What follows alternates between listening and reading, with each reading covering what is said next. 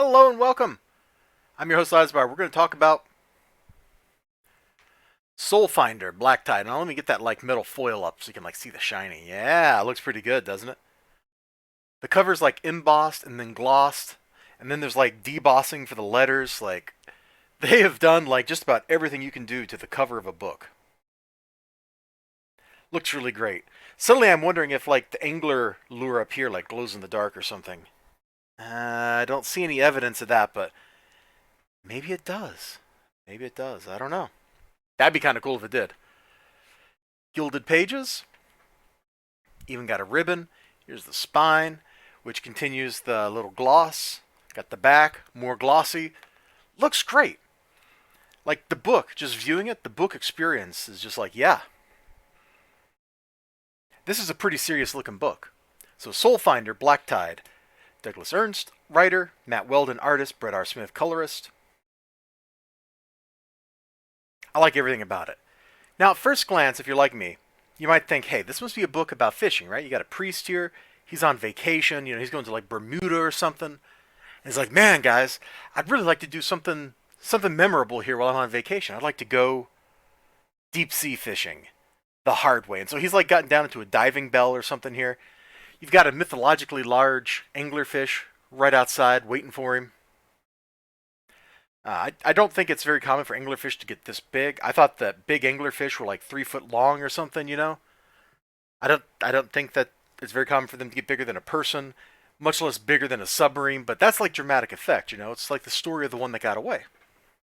So he's down here fighting an octopus hand to hand. He wants some really fresh sushi when he gets back up topside. He's gonna swipe a tentacle and run. It all makes sense until you open the book up. All right. Oh. Here, just so you can see their names. Patrick Redder, Reginald Crane, Gregory Chua. Not sure how to say it. We get a couple pages in, and we get this beautiful, beautiful page. The black tide is coming. We've set the wheels in motion. There is nothing you can do to stop it. Clearly that's the cruise ship captain or whatever, the fishing boat captain, trying to tell him about what's going on. That's a joke. No, really what the book is about is spiritual warfare. So you've got the priest dude. Man, there's a lot to unpack here. Hold on. Let's set up the backstory, the first couple pages of this before we start flipping through the book. Where do I start? All right, so there was a previous book called Soulfinder, and there was this demon, and he was taking over the town. The priest successfully fought him, became a Soulfinder. Da da da da. And now we're kind of continuing the general idea here. So there's a cult of dudes headed up by an ex-Navy captain who's got a Navy SEALs team that he's corrupted, and they're trying to get down to a ship that sank off the coast in 1700 or whatever. And the people on the ship, some of them survived just from eating the Holy Communion from the priest aboard the ship. And so now they're down there. There's a holy relic down there, and they want to go get it so they can use its power for corruption and stuff. And so the priest is being recruited to go stop that. All right, that's kind of the general idea. They fill us in the first few pages of the book with said general idea. I don't know why, but the first page here has decided it wants to really curl up for some reason. I don't really understand why. Oh, maybe it stopped. Nope, there it goes. Just lifted. Doesn't matter. So I'm going to... Here we go. This is the first page I wanted to look at. So the dudes get on this ship. Got the little captain out here. Little fishing boat or whatever. He's going to take them out to where the ship sank. He's going to take them scuba diving down. They're going to get the stuff. They're going to come back up. That is the plan. Now, the evil Navy captain was a submarine captain. His ship is in the ship's graveyard, sitting there rotting slowly, like so many other ships before it gets sent to the breaker.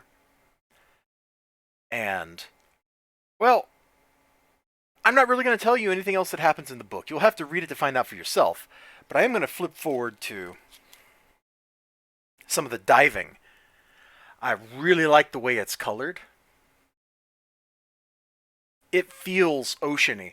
I don't like the ocean. I don't like being in the ocean. It feels oceany to me. Those are some really big clownfish down here, I guess, but it feels really oceany to me. The bubbles, the light coming down, like everything's got that blue cast to it. Absolutely love the way this looks. It's fantastic looking stuff.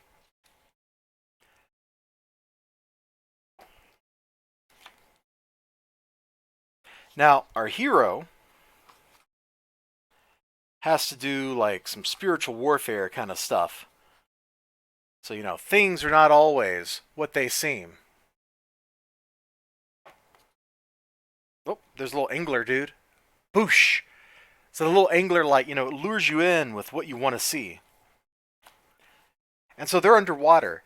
There's nothing that they can do to fight this. Like, no earthly weapon is going to hurt something that has no earthly body. You have to do something else to fight it.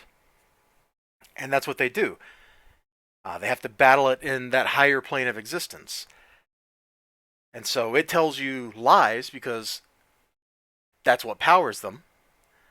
And so they just basically tell it the truth back. And their faith, their force of will, which is the same thing in this case, because they're tapping into someone else's divine will, pushes the evil back. That's how they have to fight it. That's the idea. But you can see, man, stuff is not necessarily going that well for them. I'm not a Catholic, so I'm not going to talk about how valid the theology is in this, but I bet it's probably pretty close to being right. I know a little bit of stuff. They get down in the water and they find the priest's body from the ship's expedition, and it hasn't decayed at all in several hundred years, because he's an incorruptible. Which I think is like one of the things you have to pull off to become a saint, isn't it? But I digress.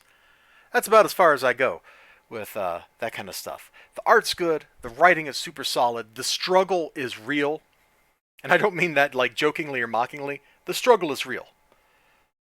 It's all in here. It's a great book. One super cool thing that I was not expecting, and maybe I should have if I paid attention to campaign updates, but back here in the back, the whole book again in black and white line work. It's gorgeous in a different way. Let me put it that way. From the colored in work. Get a little script stuff so you can like see some of the process. Those are all great additions to put in the back of the book. I appreciate them. It looks really good. If you have not checked this out, maybe go to the Iconic Comics website right there and be like, yo, I want this book.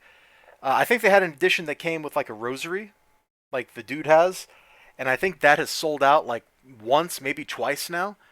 So you might not be able to get that one, but if you're like me and you just want the book, I think you might still be able to get the book. I don't remember it being that much when I bought it, but the retail price, it's not really focusing in, is it?